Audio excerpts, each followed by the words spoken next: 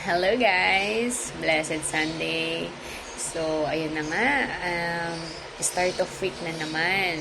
So, baka sinasabi nyo linggo, bakit start of week? Sa work kasi namin, ang start of week namin is Sunday.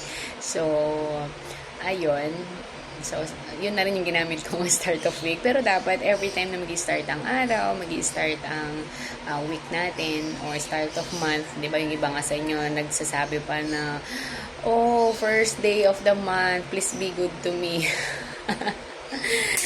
Pray kasi tayo. So, let's do it properly, no?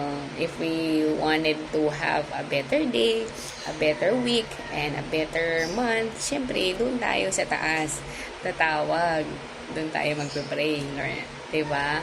And yun nga, kahapon meron akong narinig na kanta. Ang dami naman talagang worship song, no, na magmamove ka, lalo na kapag napuspos ka talaga ng Holy Spirit while you're praising the Lord at kinakanta yon.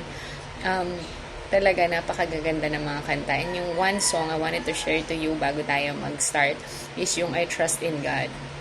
Sabi nung kanta is, I trust in God, my Savior, the one who will never fail.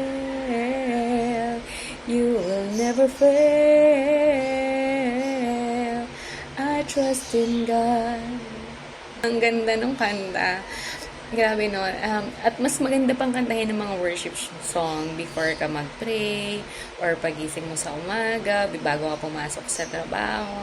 Ang ganda niya muna, yung mag-praise ka muna sa Lord, no? And yun, if makatagpo kayo ng mga, kasi ako may life verse, di ba? Meron din ikaw yung magiging favorite song mo na kakantahin sa Lord. And napaka ganda ng mga kanta. And most of our worship song naman is galing sa mga Bible verses. And ito nga, speaking of that, nakita ko sa Isaiah 12 verse 2. So, yung related dun sa song na yon. And sabi dito, Behold, God is my salvation. I will trust and will not be afraid. For the Lord God is my strength and my song, and He has become my salvation.